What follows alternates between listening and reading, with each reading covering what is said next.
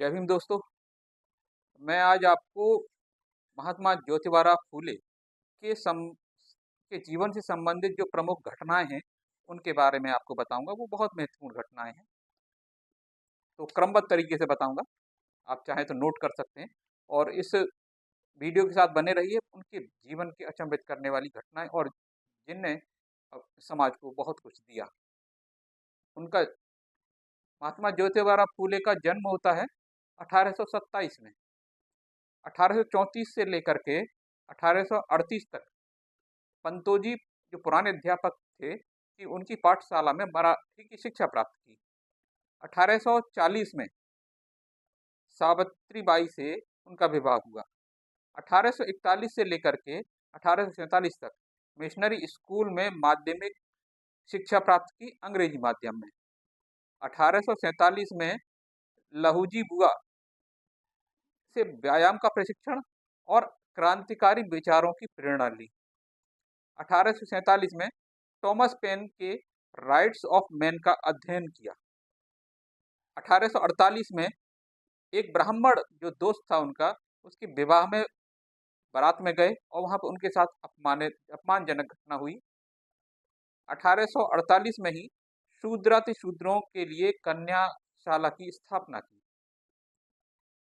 1849 में अति शूद्रों को शिक्षा दान का व्रत लेने के कारण पत्नी के साथ गृह त्याग किया, क्योंकि जब वो ब्राह्मणों के विरोध में हो गए थे तो उनके पिता ने उनको घर से निकाल दिया था। वो अपने पिता को ही नहीं समझा सके। कहावत है ना दोस्तों, घर का जोगी जोग ना आन गांव का सिद्ध। तो वही उनके साथ भी हुआ। 1849 में मराठी प्रकाशनों को अनुदान देने की मांग करने वाली सुधारकों की सभा को संरक्षण दिया।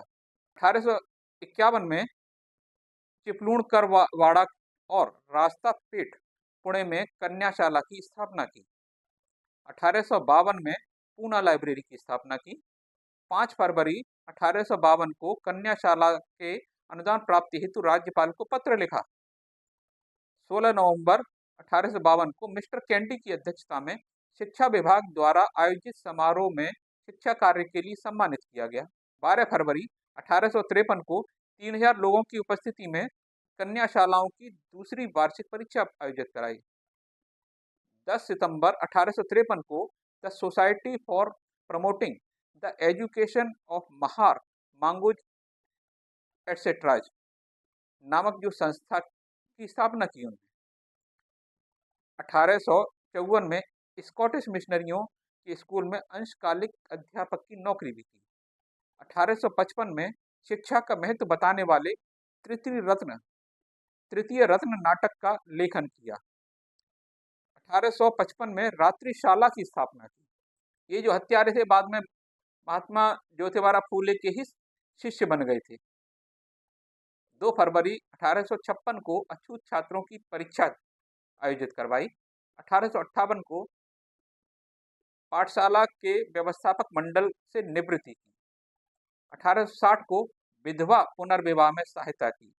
1863 में बाल हत्या प्रतिबंधक गृह की स्थापना की। 1865 में तुकाराम तात्या पडवलकृत जाति भेद विवेकसार ग्रंथ का प्रकाशन किया। 1868 में पिता गोविंदराव की मृत्यु हो गई। 1868 में घर का कुआं को अछूतों के लिए खोल दिया। जून 1869 में छत्रपति राजा शिवाजी भोसला का पावड़ा की रचना की। जून 1869 में ही शिक्षा विभाग के ब्राह्मण पंतों जी की रचना की। 1869 में ब्राह्मणों की चालाकी नामक पुस्तक का लेखन भी किया। 13 अगस्त 1872 में भगवान परशुराम को नोटिस जारी किया। 1 जून 1873 को गुलामी पुस्तक का लेखन किया। 24 सितंबर 1873 को सत्य शोधक समाज की स्थापना की। ये बहुत महत्वपूर्ण है। 5 सितंबर 1875 को स्वामी दयानंद सरस्वती की शोभा यात्रा करवाई। 24 सितंबर 1876 को सत्य शोधक समाज की रिपोर्ट का प्रकाशन किया। 20 मार्च 1877 को सत्य शोधक समाज की रिपोर्ट का प्रकाशन किया। 1876 से लेकर के 1882 तक पुणे नगर पालिका की सदस्यता हासिल की। 18 जुलाई 1880 को शराब की दुकानों का लाइसेंस न दिए जाने का प्रयास किया। 19 अक्टूबर 1882 को दलितों की शिक्षा के प्रति उदासीनता पर हंटर आयोग से निवेदन किया। 26 अक्टूबर 1882 को जेल से छूटने पर तिलक और आगरकर का सम्मान किया। 18 जुलाई 1883 को किसानों की अवस्था पर किसान का कोड़ा शीर्षक पुस्तक का लेखन किया। 4 दिसंबर 1884 को बाल विवाह और विधवा की स्थिति का निवेदन किया। 11 जून 1885 को मराठी साहित्य सम्मेलन में उपस्थित रहने से इनकार कर दिया। 13 जून 1885 को सत्सार प्रथम पुस्तक की रचना की। अक्टूबर 1885 को सत्सार द्वितीय पुस्तक की रचना की। 24 सितंबर 1885 को सत्यशोधक समाज का झंडा जुलूस निकाला। 1 अक्टूबर 1885 को इशारा पुस्तक की रचना की। 29 मार्च 1886 को बिना पुरोहित विवाह का जुन्नर का मुकदमा जीता। 2 जून 1886 को मामा परमानंद को पत्र लिखा। जून 1887 को सत्यशोधक समाज पूजा विधि ग्रंथ का प्रकाशन किया। 10 जुलाई 1887 को वसीयतनामा लिखा। 18 जुलाई 1887 को वसीयतनामा का पंजीकरण करवाया। 2 मार्च 1888 को ड्यूक ऑफ कनाट का सम्मान और फूले जी द्वारा किया हुआ पर्दाफाश। 11 मई 1888 जनता द्वारा सम्मान और महात्मा की उपाधि प्राप्त की। 4 फरवरी 1889 को पुत्र यशवंत का विवाह किया। 1 अप्रैल 1889 को सार्वजनिक सत्य धर्म पुस्तक, जिसका प्रकाशन उनकी मृत्यु के पश्चात हुआ 1891 में, उसका लेखन किया।